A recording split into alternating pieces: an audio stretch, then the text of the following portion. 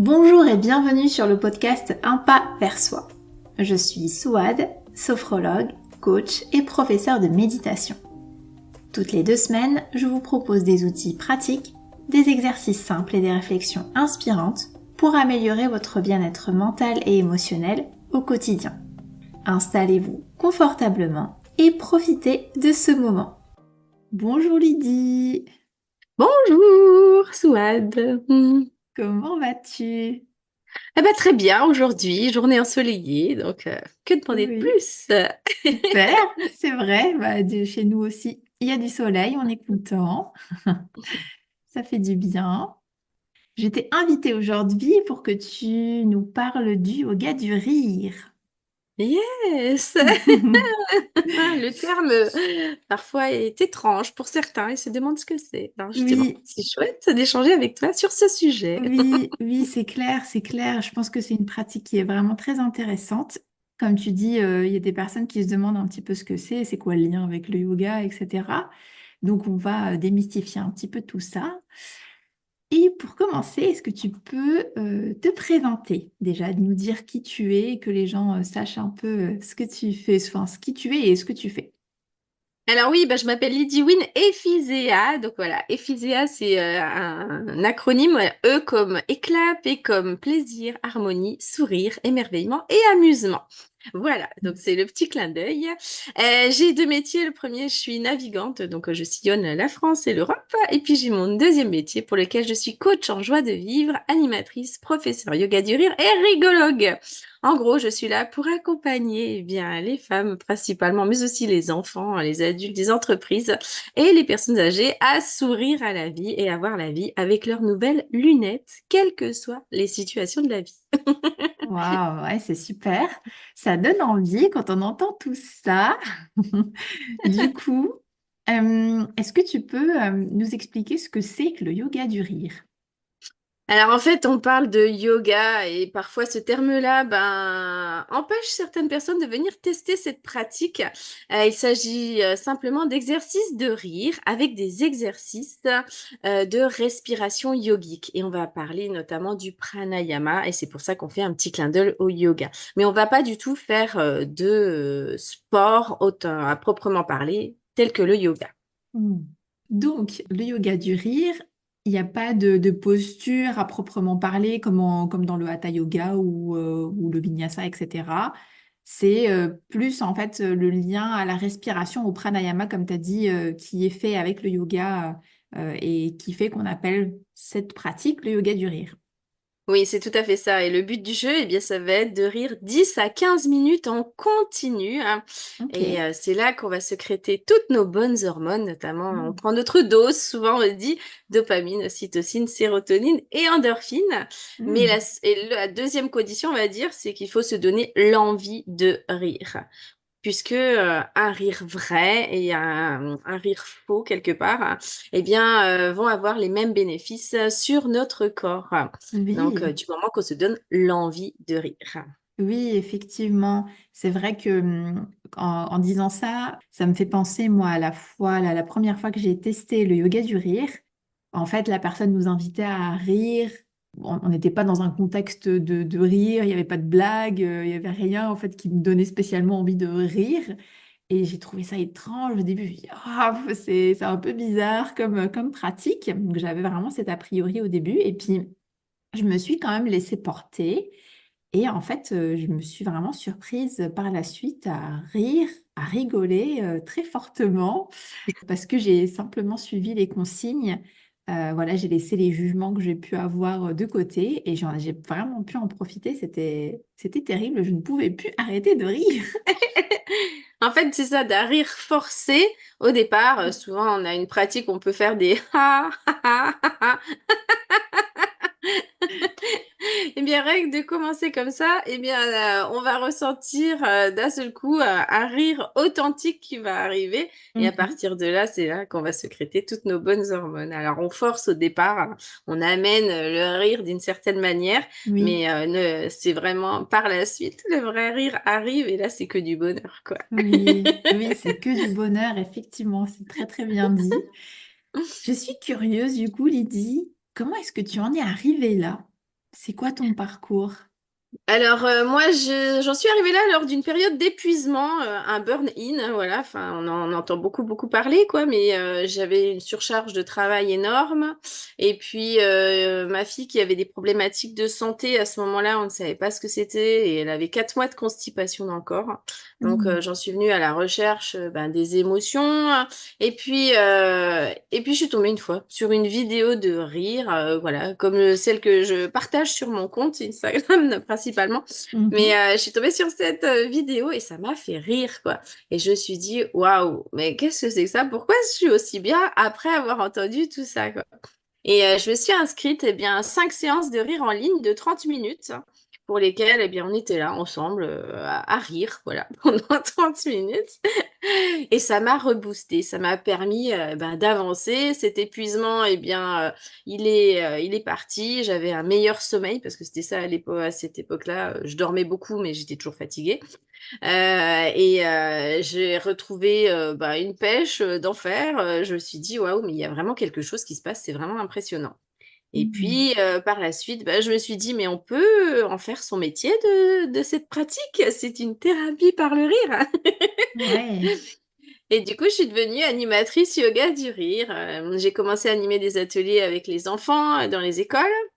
Et puis avec les adultes, en entreprise aussi, parce qu'on nous demande beaucoup de venir, notamment pour les cohésions d'équipe. Voilà, on est là pour Hmm. consolider, ou quand il y a des objectifs à fixer, eh ben, pour remotiver les troupes et dire on va y arriver tous ensemble. Mhm. Et puis dans les EHPAD aussi, parce que ma grand-mère a été en résidence senior et je trouve ça tellement dommage d'avoir ben, cet environnement-là et de ne plus avoir eh bien, cette petite envie de rire, de sourire, ou parfois d'être souvent isolé. Donc ça m'a permis ben, voilà, d'aller démarcher toutes ces personnes-là. Et je me suis dit, mais en plus, je peux enseigner ça, je peux devenir professeur yoga du rire. Hmm. Et du coup, ben, j'ai eu la formation. Aujourd'hui, ben, j'enseigne le yoga du rire. Et c'est que du bonheur de voir au départ comment les personnes n'y connaissent pas forcément. Et puis par la suite, ont envie de l'utiliser rien que pour eux, pour retrouver leur rire, ou en outil de coaching, ou bien elles aussi animer des ateliers de rire. Et Hmm. après, j'en suis allée plus loin avec la rigologie, où là, c'est un mélange de psychologie positive, libération émotionnelle, sophrologie ludique, pour aller là libérer les émotions désagréables et puis s'imprégner des bonnes émotions avec le yoga du rire. Ah oui, oui, donc c'est assez riche comme parcours. Il y a beaucoup de pratiques derrière ça aussi. Et Donc, c'est adapté en coaching, en joie de vivre maintenant aussi, avec plusieurs séances pour lesquelles eh bien, on va aller chercher cette petite joie de vivre qui est là. Elle est là quelque part et elle demande juste à ressortir.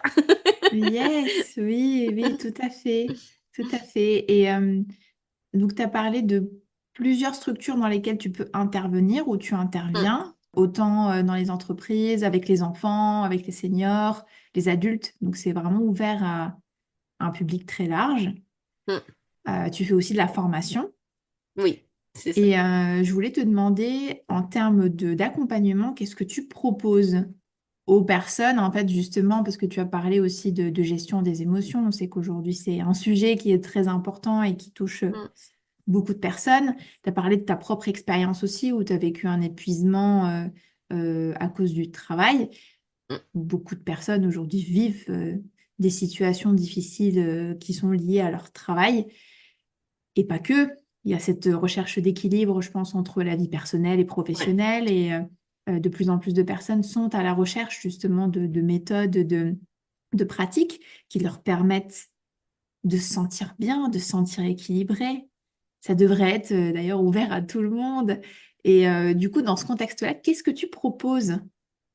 Eh bien, j'ai un accompagnement avec 6 séances hein, au cours desquelles eh bien, on va aller rechercher ben, l'histoire de cette joie de vivre, à quel moment elle est partie, parce que bah, il y a eu certainement un événement hein, qui a engendré toutes ces conséquences. Et Mm. puis là, on va aller ben, creuser un petit peu pour aller chercher eh bien, au niveau de cet événement, quelles émotions sont passées par là. Et là, on va aller peut-être que la colère, mais derrière la colère, il y a de la tristesse. Et peut-être, ben, voilà, on va aller creuser tout ça pour aller voir au fin fond eh bien, quelle est la vraie problématique. Parce qu'une émotion, elle est là pour nous traverser et pas pour rester stockée. Et Mhm. quand elle reste stockée, c'est là qu'on a les fameuses problématiques. Mm. Donc, eh bien, on se reconnecte à cette fameuse émotion. Alors, il y a une ou deux séances, c'est pas toujours très fun parce que là, on va aller chercher bah, les problématiques au fond d'elles-mêmes, mais on va aller vraiment les libérer. Et à partir de là, eh bien, en ayant analysé toutes les diverses émotions, en ayant analysé toutes ces problématiques-là, eh bien, à partir de là, on se dit, mais finalement, allez hop, tout ça, on l'a mis de côté. Et maintenant, et si on s'imprégnait de choses sympathiques? Oui. Et là, on rebondit eh bien, avec plein de belles choses aussi. Qu'est-ce qui peut nous faire plaisir dans la vie? En quoi on peut retrouver de la joie? Mm. Puisque bah, c'est vrai, beaucoup de personnes sont dans le métro, boulot, dodo, et ne prennent plus le temps de se reconnecter aux petits plaisirs. Ça peut être, je sais pas, aller se promener dans la forêt, ça peut être Mm. créer des bracelets, lithothérapie, ça peut être, enfin, il peut y avoir plein d'activités possibles, mais au moins quelque chose qui fasse plaisir et qui donne vraiment l'envie de, et se dire, waouh, et à partir de là, bah aussi, on se ramène avec le yoga du rire qui est là pour faire la petite pépite dans tout l'accompagnement. Et c'est Mm. vraiment que du bonheur, quoi. Et puis Ok. après, j'ai aussi un autre accompagnement avec un peu plus de séances. Là, on aura 9 séances et là, on peut aller chercher un peu comme un bilan de compétences, mais aller chercher quelles sont les qualités que l'on a en nous, vers quoi on Mhm. peut se diriger. Parce que ben, c'est vrai, quand on n'est pas bien, moi, je me souviens, je me posais toujours cette question, mais quelle est ma mission de vie? Pourquoi je suis là? Et on Mm. est souvent, je sais pas, catégorisé avec une seule chose, quoi. Mais quand on est multipotentiel, comme moi je le suis, et beaucoup d'autres, eh ben, c'est Mhm. super compliqué. Effectivement. Et ce que j'adore montrer, c'est on peut faire une force de son unicité. Et ça, c'est Mm. vraiment très important. Au contraire, après, on a plein d'outils. On utilise l'outil qu'on a besoin quand on le souhaite. Mais ça, c'est vraiment très important. Mais Mm. pour cela, eh ben, il faut en avoir conscience et se dire, ben, après tout, oui, je fonctionne comme ça et c'est ma vie et c'est comme ça. Oui, oui.